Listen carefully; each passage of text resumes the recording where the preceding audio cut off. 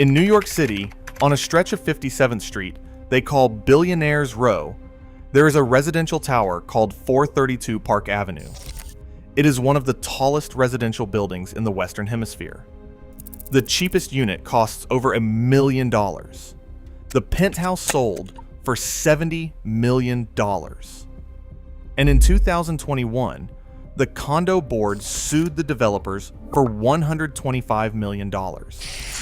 They documented over 1,500 construction and design defects, flooding from busted plumbing, elevators that trapped residents between floors because the building swayed too much in the wind, a trash chute that sounded like a bomb going off, walls that creaked like the hull of a ship. Then, in 2025, they sued again, this time for $165 million, alleging that the developers had deliberately concealed thousands of cracks in the concrete facade that were causing water to pour into the building and corrode the steel reinforcements inside the columns. Engineers warned the building could become uninhabitable if the problems were not addressed, with potential repair costs reaching into the 9 figures. The developers denied the claims, but the point here is not whether one luxury tower in Manhattan has issues. The point is what this reveals about the construction industry as a whole. Because if this is happening at the absolute top of the market, where units sell for tens of millions of dollars and buyers can afford the best attorneys on the planet, imagine what is happening in the buildings you and I can actually afford. And that is exactly where the story gets worse. Right now, in nearly every growing city in the United States, a very specific type of apartment building is going up at record pace. You have seen them. 5 or 6 stories, modern cladding, maybe a rooftop lounge, and a lobby that looks like a boutique hotel. The leasing office uses words like luxury, resort style, elevated living. The rent is somewhere between $2,000 and $4,000 a month, depending on the city. The finishes look clean. The appliances are stainless steel. There is a pool, a gym, maybe a co-working space with a coffee bar. But here is what that marketing is designed to distract you from. The upper floors of that building are made of wood. Construction-grade lumber, 2x4s, and plywood, held together with metal brackets and nails. The only concrete in the entire structure is the ground floor, which is required by code. Everything above it, every wall, every floor, every ceiling, is wood frame construction, dressed up with drywall and a coat of paint. The industry calls them 5/1s. They are the dominant apartment product being built in America today, because the math is irresistible for developers. Concrete and steel construction runs $200 to $250 per square foot. Wood frame runs $80 to $110 per square foot. On a 200-unit building, that gap amounts to tens of millions in savings. During construction, before the drywall and the sprinklers go in, the entire structure is essentially a massive pile of exposed lumber. There have been dozens of catastrophic fires at 5/1 construction sites across the country over the last decade. Entire blocks leveled in under an hour. The developer pockets the difference, charges you luxury prices, and gives you a building made of the same material as a suburban house. And here's the part they are banking on, you never figuring out. Those walls between your apartment and your neighbor are not thick. They are not insulated to a high standard. They are built to the minimum the building code requires, which in most jurisdictions is shockingly low. That is why you can hear your neighbor walking across their apartment at 2 in the morning. That is why you can hear conversations through the wall. That is why bass from someone else's television vibrates through your floor. The sound issue is not a quirk of apartment living. It is a direct symptom of how cheaply the building was constructed. The same cost cutting that makes the walls thin also makes the building vulnerable to moisture, mold, fire, and structural degradation within years of completion. But the construction quality is only half the problem. The other half is who owns these buildings and why. Over the last 15 years, private equity firms and institutional investors have become the dominant force in multifamily housing in the United States. They do not build apartments to create homes. They build apartments to create returns. The entire model is designed around a specific financial cycle. A fund raises capital from investors who expect double-digit annual returns. They hire a developer to build fast and cheap. They lease up the building as quickly as possible using concessions, free months, and aggressive marketing. They hold the asset for 7 to 10 years, extracting rent while spending as little as possible on maintenance and capital improvements. Then they sell it to the next fund, which repeats the exact same cycle with an aging building and higher rent targets. And here's where it gets personal. Nobody in that chain has any incentive to build something that lasts. The developer gets paid at delivery. The first fund gets paid at sale. The second fund inherits a building that is already aging and squeezes it harder. The tenant is the only one in the equation who needs the building to function, and the tenant has no seat at the table. This is why residents in brand new apartments report problems that sound like they belong in buildings decades old. Leaking roofs within the first year. Heating and air conditioning systems that fail every summer.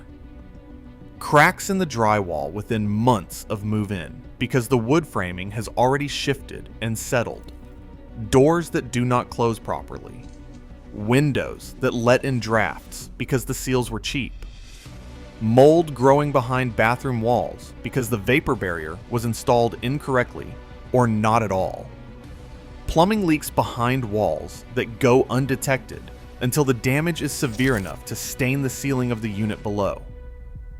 And when tenants report these issues, the response follows a pattern that property managers across the country have perfected. They send a maintenance worker who patches the visible symptom. They do not open the wall. They do not investigate the cause.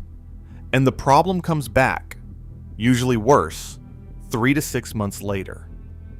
If you're living in one of these buildings right now and you just realized why your walls sound like cardboard, drop your city and what you are paying in rent in the comments.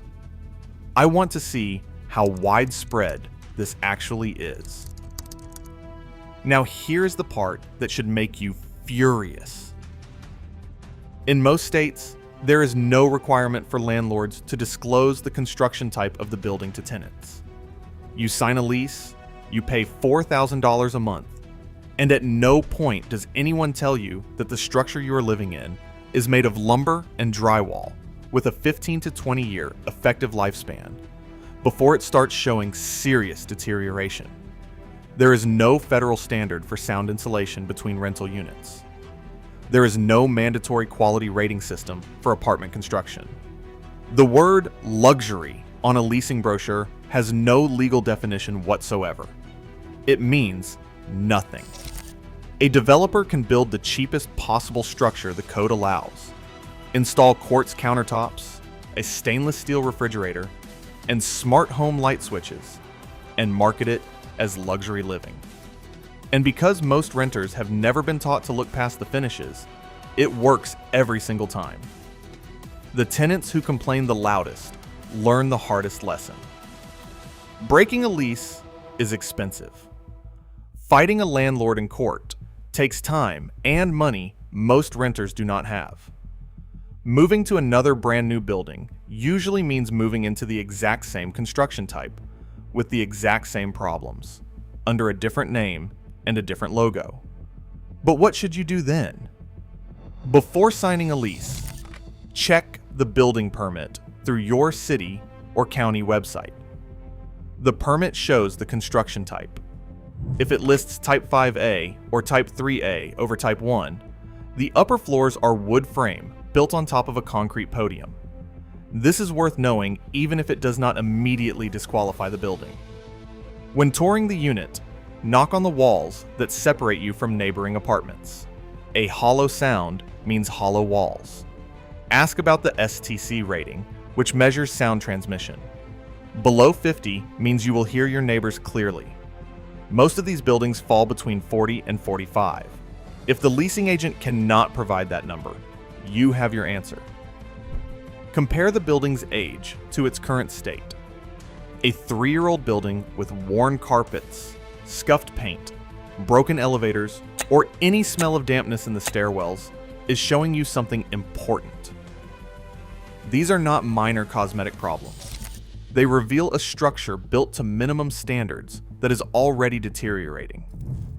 Look up who owns the building through your state's corporate registry. If the owner is registered as an LLC in Delaware or the Cayman Islands, you are likely dealing with an investment fund. The management might be competent, but the property exists primarily as a financial instrument, not as housing. Consider older buildings when possible. A concrete mid-rise from the 70s or a brick building from before the war will have its own issues, but the structure will last far longer than any wood frame construction. The walls are thicker, the soundproofing is superior, and the building was constructed when materials were cheaper than labor, so builders used more of them. The apartment boom happening right now in Austin, Nashville, Phoenix, Denver, Raleigh, Tampa, Charlotte, and Atlanta is producing tens of thousands of units per year. According to industry data, new apartment completions hit generational highs in 2023 and 2024. Nearly all of them are officially classified as Class A, meaning they are priced at the top of the market. But the classification is based on rent and amenities, not on structural quality. A Class A apartment can have a rooftop infinity pool, a lobby designed by a celebrity architect, and a concierge desk staffed around the clock, and still be framed with the same lumber you would find at a hardware store. The gap between what these buildings charge and what they actually cost to build has never been wider. And that gap is not going into thicker walls, better plumbing, or higher quality materials. It is going into the pockets of the fund that built it, the management company that operates it, and the investor who will flip it in 7 years. The person paying $4,000 a month for the privilege of hearing their neighbor sneeze through the wall is the last one in line, and the first one to find out when the building starts falling apart. No one who profited from building it is going to be around to answer for it.